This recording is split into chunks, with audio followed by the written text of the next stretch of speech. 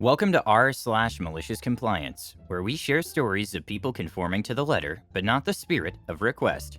And today we have 3 great stories, so subscribe, hit the like button, and let's begin. The first story. Woman claims to be sommelier and order a ton of wine samples. The second story. Manager told me not to leave my department, and that's why the store lost sales. The third story. Kid prank calls my store while I'm busy, dares me to call his parents. I give him what he wants. The first story is, want me to keep pouring wine? Okay then. So while I was going through college, I worked at this fancy upscale restaurant. You know the type with specially folded napkins and 3 knives and 3 forks and 2 dessert spoons and lots of money for small portions? I usually served, but every now and then I would work behind the bar for slow nights or for special events. Now we have a fairly extensive wine menu with both wines from the region and all over the world. And because we're right next to a college with a well-known sommelier program, we got a lot of them coming in trying our wines and pairing them with their food. Most of them were good people, students who really wanted to sample wines and try to understand why they go well with specific meals, and I really enjoyed talking to them. They had good info that helped me be a better server and bartender, and I could help them understand why some wines went better with some meals over others. We always charged students who wanted a sample of a 3-ounce glass, but at a reduced price, so they could still sample. But we were not giving away a ton of free wine to students. They had to, of course, show ID, and that they were part of the sommelier program to get the discount. One day we had this older woman come in, probably around 60 or so, for dinner. I had seen her a few times and she could give servers a hard time, but generally wasn't too bad. Well, this day she decided she wanted to try a bunch of the wines because she's a sommelier. She brought it up a few times that evening as she kept coming back to the bar to sample different wines, before returning to her seat to order with her server. She was always very snotty when she said it, like she was so much better than you for being a sommelier. She was especially rude that evening to her server. Would not look her in the eye, snapped at her to get her attention, and asked me multiple times when trying a wine she did not like. Why would you serve me that? It's awful to take it off your menu now. Like it was my fault she picked a wine she did not like.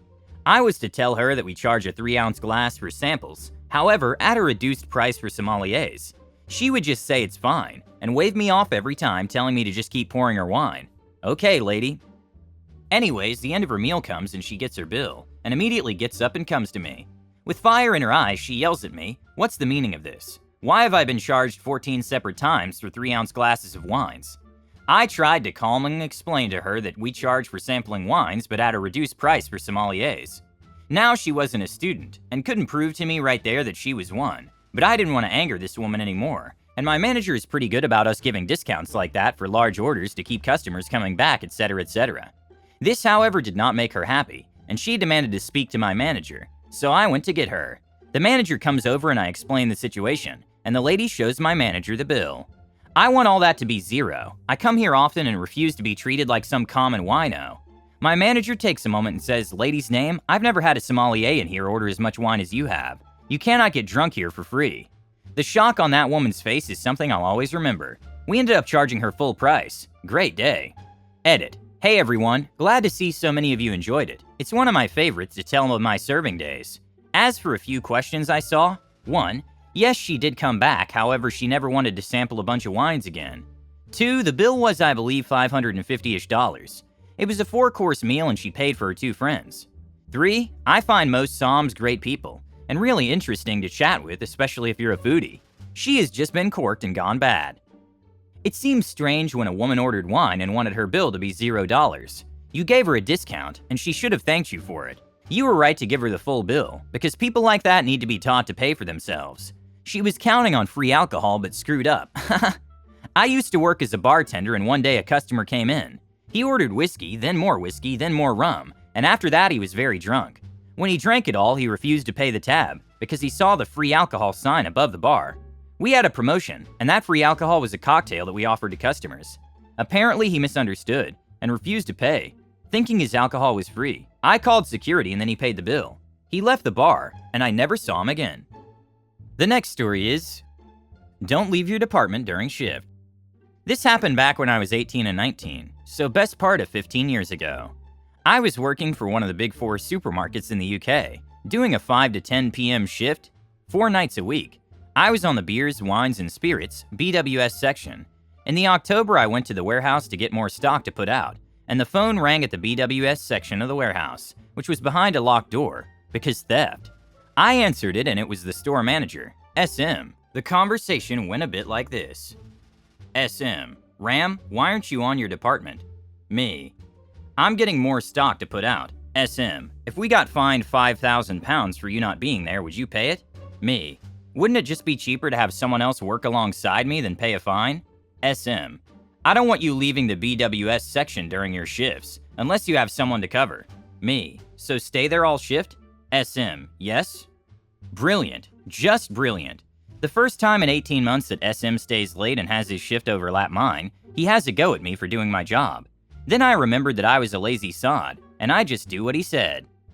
So for the rest of my shift, I just stayed in the BWS section. Didn't get anybody to cover at all. At the start of my shift, everybody else was on checkouts, and the late crew were never willing to lend a hand. So it started in October, then November, maybe a few hundred quid in lost sales every night, and a backlog of stock that would have to be sorted out the next morning. Then came the best part, December. As you might know, people like a tipple around Christmas and New Year. Supermarkets also like to put offers on alcoholic drinks around that time too.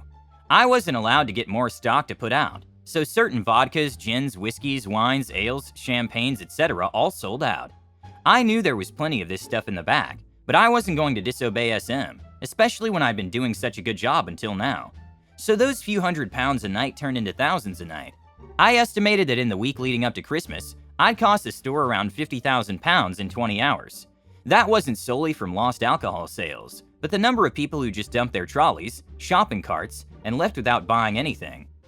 New Year passed with the same story, and Valentine's Day, and the entirety of March. Then 2 weeks before Easter, SM stayed late to talk to me. Didn't bother when we were losing loads of sales, only in the few months before his contract renewal. SM, why haven't you been putting stock out for the last 6 months? Me, you told me not to. SM, why haven't you had anyone else cover me? Me, I tried but nights weren't interested. SM, so why didn't you just go and get any stock? Me, you told me not to, SM. I didn't mean it literally. Me, so why did you say it? During that conversation, he didn't explicitly tell me to change what I was doing. So, I didn't. Easter passed, as did his contract renewal date. At the start of June, the former deputy manager was now the store manager. The ex-deputy manager stayed late to talk to me on her second week in her new position and told me to go back to doing what I was supposed to be doing. I said okay, Mom, and went straight into the warehouse. I forgot to mention that my mom was the deputy manager and hated SM because of how he treated the younger, 16 to 21-year-old members of staff, and says she let regional management know about it at the annual review. Edit. For those mentioning why it wasn't spotted on financial statements, etc., the average spend per customer probably tallied with recent trends. The number of customers wasn't constant through the year, due to a transient population. About 1 out of 5 residents were, and still are, term time only. Changing religious and cultural demographics, along with an increase in ethnic food shops on the high street, so nothing would seem too amiss. This is real malicious compliance. That's right, the manager told you not to leave your department, so you listened to his orders. If SM had thought about the consequences of his order, he should have realized that their Christmas and New Year's liquor sales were much lower than in previous years, and he could have asked the OP what was going on. I just can't understand why your principal didn't notice it on the financial statements. If the director had found out about it, they would have also asked the manager and OP why. The OP would probably be given an opportunity to explain himself, and hopefully the SM would be fired, or at least replaced or demoted, and the OP would be told to return to his previous duties. Also, I think it's more likely that they would even be told a specific time of their shift when they should go back and restock. Most often done when the supermarket doesn't have many customers, or they could restock at night. I think you could have asked the cashiers to help, and then everyone would have won, and everything would have been fine. The last story is, go ahead, call my parents. All right then, if you insist. The background. This happened a few hours ago. I work at a large chain of pizza restaurants. Let's call it Pomino's Pizza. Like most places, we get a few prank calls a week from preteens. Usually it doesn't bother me and I'll go along with it, because it gives me something to do when it's slow. But being a Friday night, we were busy and I wasn't having it. Me will be me and K will be Kid. The events. Me. Hi, thanks for calling Pomino's Pizza. How can I help you tonight? K. Trying but not succeeding and holding in his laughter. Hey, is Mr. Wall there? Me. No sir, there isn't one that works here. K. What about Mrs. Wall? Me. Nope, none of those either. K. Then how's your building standing up? K. Laughter from him in background. This went on a couple more times with classics such as, "Can I place an order to your sister's house?" And the classic, "Is your refrigerator running? Then you better go get it." Finally, I'd had enough. I let the kids know I was done playing games. Me, "Alright, look, it says here that your dad's name is Dad's name. We keep names and addresses of past customers and their orders in the computer for future orders, just to speed up the process. If you don't stop this, I'll give him a call and let him know what's been going on." Usually this would stop the kids. I knew it did back in my earlier days of being a dumb kid. But some people just can't be bothered, and have to push the envelope a bit too far. K. "I know you won't. Go ahead and call him." Oh boy, he didn't have to ask me twice. I hang up the phone and get back to work for a little bit, knowing that the kid will be camped at the phone to answer it for the next 15 minutes or so. The compliance. I get back to work, free of prank calls from the kid. I should have left it there, having solved the problem. But hey, the customer's always right, and at Pomino's Pizza we always give the customer what they want. After the supper rush is done, around 45 minutes to an hour later, I fulfill the request. I'm still me. D is Dad. Me, "Hello, this is OP from Pomino's. How you doing tonight?" D, "Not too bad. What's the reason for the call?" Me, "Unfortunately, we've been getting a number of calls from this number. We're really busy and it's pushing customers away because of the wait times. Can you please have a talk with who I assume is your son and ask him to knock it off?" D, "Oh goodness, I'm so sorry. I'll have a chat with him and his buddies." Me, "Thank you so much, and thanks for choosing Pomino's." At this point, I think the story is done. Kid will get a talking to, won't do it again, and that'll be the end of it. Boy, was I mistaken. Around 30 minutes later, a man and a chubby kid around 12 years old come into the store. I don't think much of it, thinking they're just getting a few slices for a snack. They come up to the counter and ask for OP. Me, "Yes, I'm OP." D, "I think my son has something to say to you." The kid is visibly nervous. He keeps looking around the store, won't look me in the eye. K, "I'm very sorry for calling you. I know you're busy and it won't happen again." Then to further the awkward suffering of the kid, who I kinda feel bad for at this point, the dad places an order for carryout and sits in our small eatery section where the kid has to try and avoid eye contact with me for the next 20 minutes. Left me a good tip too. At Pomino's Pizza, the customer always gets what they want. Respect to the dad for raising his child the right way. He joked and laughed at you, and the father wanted his son to take responsibility for his actions. When I was a kid, I pocketed candy from the candy store as I walked past it with my mom. When we got home, my mom discovered the candy and made me go back to the store, give it back, then return it and apologize. That feeling of shame stayed with me for years, so I think the same thing will happen to this son who decided to make fun of the pizza workers. I hear too many stories today about parents who protect their child to the bone. I want more parents like in this story, OP. You do everything right. Teach your child personal responsibility. It's not like his dad beat the crap out of him. The kid just had to apologize for being a little SH. Seriously, his dad bought him a pizza anyway. Good on his father for showing the little brat that there are consequences to their actions. Wow, he got what he deserved, and just what he asked for. I hope you love these stories. Don't forget to subscribe if you want to know when the new video comes out.